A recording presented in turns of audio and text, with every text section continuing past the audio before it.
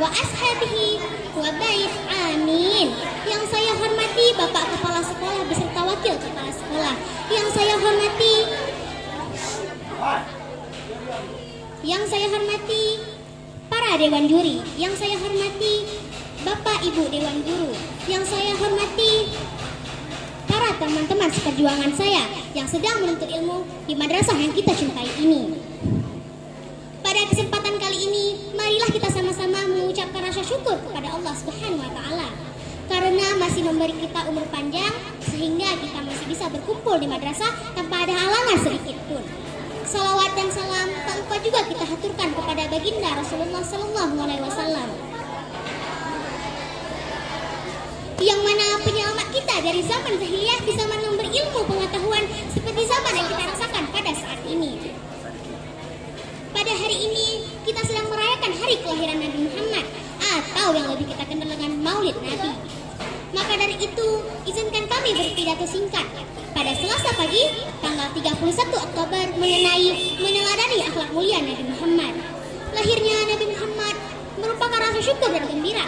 Syukur karena telah lahir ciptaan Allah Ta'ala yang paling sempurna di muka bumi ini. Seperti firman Allah dalam surah Al-Imran ayat 164 yang berbunyi sebagai berikut.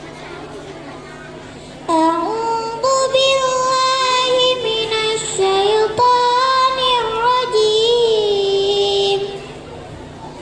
Bismillahirrahmanirrahim. Laqad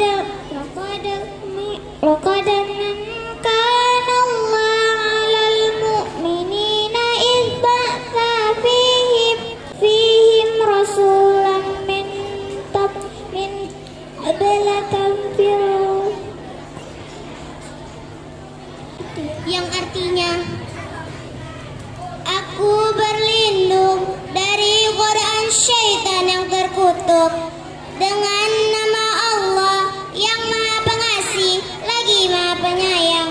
Sungguh Allah telah memberi karunia-Nya kepada orang-orang yang beriman dan juga telah mengutus seorang rasul yaitu Muhammad ke tengah-tengah kalangan mereka.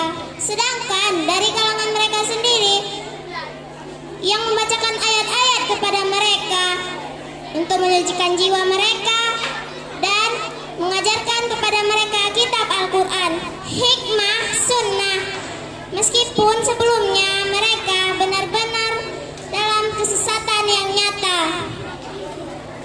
Tahukah teman-teman sekalian mengapa kelahiran Nabi Muhammad diperingati? Ada yang tahu jawabannya?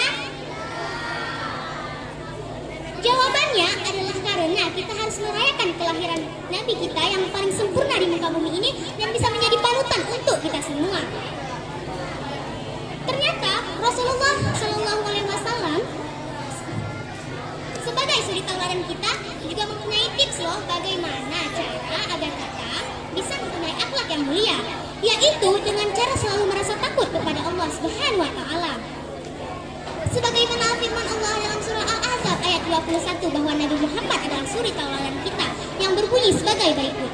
Laqad kana lakum fi Rasulillahi uswatun hasanah liman kana yarjullaha wal yawmal akhir wa dzakarallaha katsira.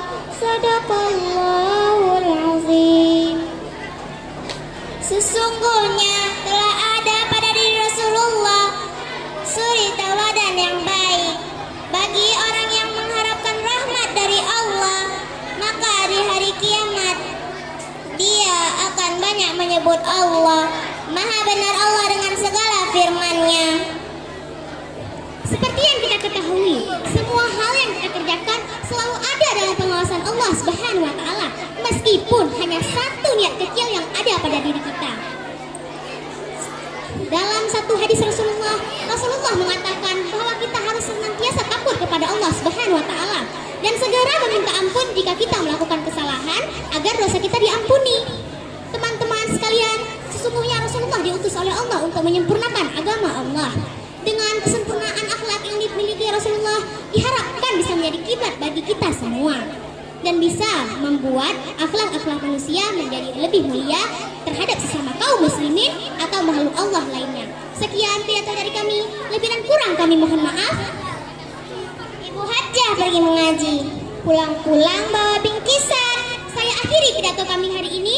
Terima kasih, semoga bermanfaat.